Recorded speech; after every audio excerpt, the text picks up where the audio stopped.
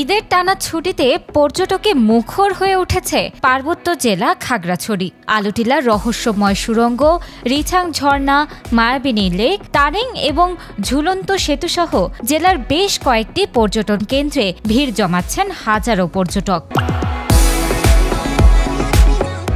বৃষ্টির পর পাহাড়ি প্রকৃতির সজীবতা আর সবুজের সমারোহে ঈদের ছুটিতে মুগ্ধ হচ্ছেন দর্শনার্থীরা। বর্ষার এই নয়নাভিরাম রূপ পর্যটকের কাছে বাড়তি আকর্ষণ হিসেবে ধরা দিচ্ছে। খাগড়াছড়িতে এখানে এসে আমাদের অনেক ভালো লাগছে। এখানে পরিবেশটা অনেক সুন্দর, দেখার মতো অনেক দর্শনীয় স্থান আছে।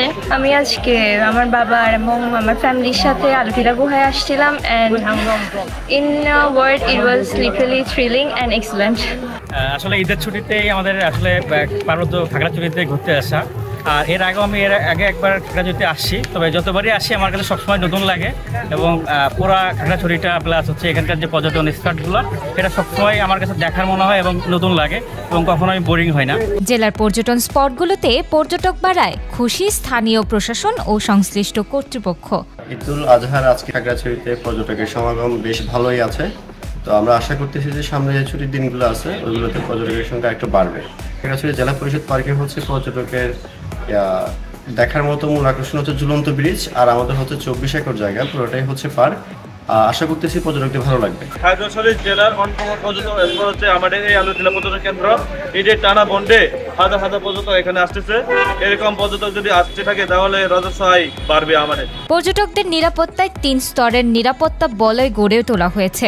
সক্রিয় রয়েছে টুরিস্ট পুলিশ ও প্রশাসনের বিভিন্ন ইউনিট। তো টুরিস্টদের যে আপত্তি মিনতি, তাদের সমস্যাগুলো আমরা সরাসরি সবসময় শুনি এবং তাদের এই শোনাগুলো, যেহেতু টুরিস্ট পুলিশ তো একটা শুধুমাত্র সেফটি সিকিউরিটি এবং এটা এনশিওর করা, এবং তাদেরকে আমরা সামহাও আমরা কিন্তু অ্যাজ এ গাইড হিসেবে তাদেরকে বিভিন্ন তথ্য সরবরাহ করে আমরা তাদেরকে গাইডের কাজগুলো করে থাকি। যেহেতু বাংলাদেশে গাইডের ওই ধরনের বিদেশের মতো প্রফেশনাল গাইডগুলো এখনো পর্যন্ত ডেভেলপ করে নাই, এই জায়গাগুলোতে আমরা টুরিস্ট পুলিশ কী রোল প্লে করি। তো যেটা দেখা যায় এখনো পর্যন্ত টুরিস্ট স্পটগুলোতে যে ধরনের ফ্যাসিলিটিস থাকার কথা, সেই ফ্যাসিলিটিসগুলো এখনো পর্যন্ত ডেভেলপ করে নাই। এবং এই বিষয়টা আমরা কিন্তু মন্ত্রণালয়ে যে আমাদের যে সচিব এবং অ্যাডভাইজার মহোদয় আছে, তাদের সাথে আমরা বিভিন্ন সময় মিটিং করেছি এবং এই সমস্যাগুলো আমরা তুলে ধরেছি।